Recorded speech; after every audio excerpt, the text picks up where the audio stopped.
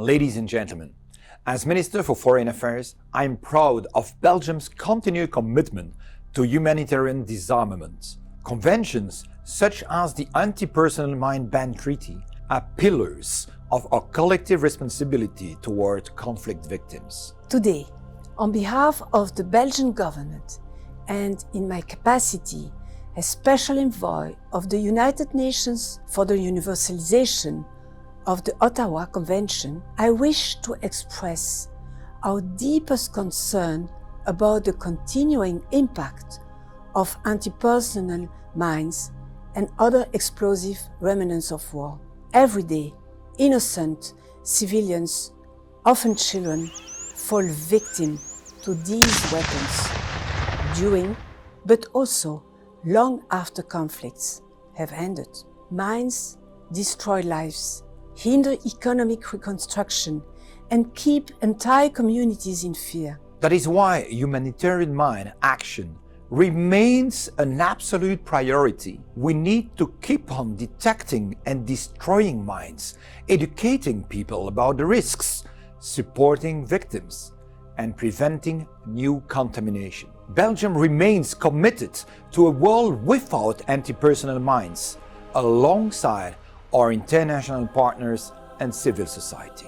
At Handicap International, Humanity and Inclusion, we clear contaminated land, support survivors in rebuilding their lives, and help communities regain their dignity and their future. We have done that for more than 40 years and have seen what is possible. Families return home, land comes back to life, survivors walk again. But beyond responding to the damage, we know the only real solution is in preventing the harm. There is no security in weapons that wait for children. A world free of anti-personnel mines is not a dream. It is a responsibility, and it is within reach, if we choose to defend it.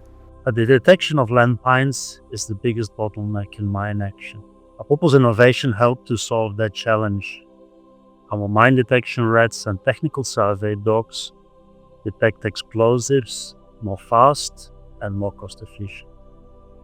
But we also go beyond clearance. We return previous mine fields safe to communities and help them build sustainable livelihoods.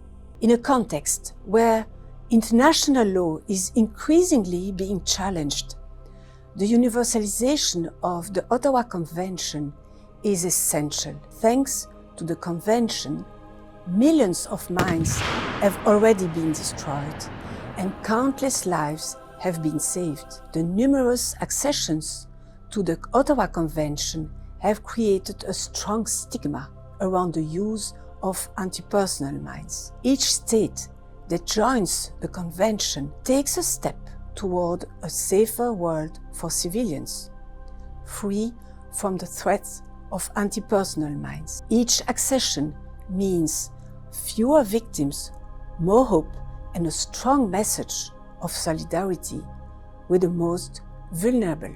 International humanitarian law exists to limit human suffering during armed conflicts. It protects people who are not or are no longer participating in hostilities, such as civilians, humanitarian workers, and first aid responders, the wounded, and prisoners, and imposes limits on the means and methods of warfare. Its fundamental objective is to preserve a minimum level of humanity, even in times of war, by protecting the dignity and lives of the most vulnerable people. Anti-personnel mines have no place in modern conflicts. Alternative weapons exist to defend ourselves, weapons which do not hurt the civilian population. We therefore call on all states to join this Ottawa Convention. Together, let us build a safer, fairer, and more human world.